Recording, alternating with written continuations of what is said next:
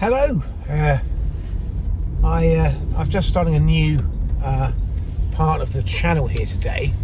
I just decided to start it in my car.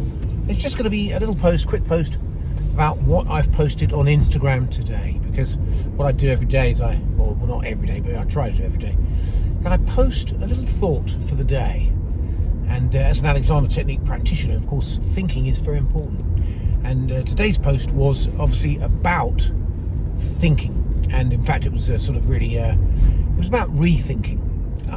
And when we talk about rethinking, what do we mean by rethinking? Well, we kind of grow up, don't we, with lots of ideas about things, and we get them from our parents, and we get them from our peer group. We get them from whatever we train in, so if we train to be a chemist, we have a particular mindset. And then, of course, if we, as an adult, decide to take up yoga or we take up one thing or another, we suddenly, we're filled with a particular mindset. And that mindset becomes, who we are, what we are, how we think. And that's fine.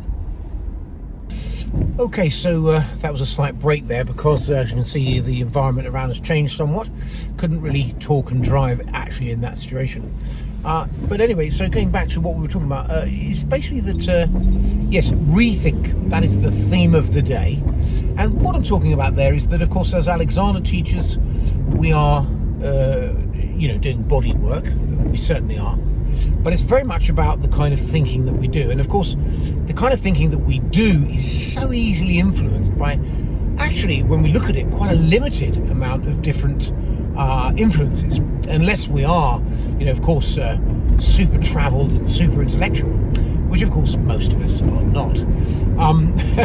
So if we read the Sun newspaper or the Daily Mail, or if we read the Guardian, we're pretty likely to be fairly predictable in our thinking.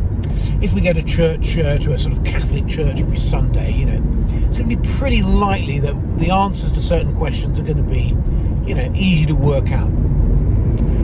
But society as a whole is changing all the time. And there's a big revolution going on all the time. And that revolution is obviously at the moment a digital one.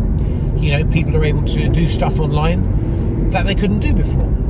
So how does the Alexander Technique fit into this? Well, the fact of the matter is that in order to achieve, the kind of mind-body, should we say, training that we do in Alexander Technique, it's very much about thinking.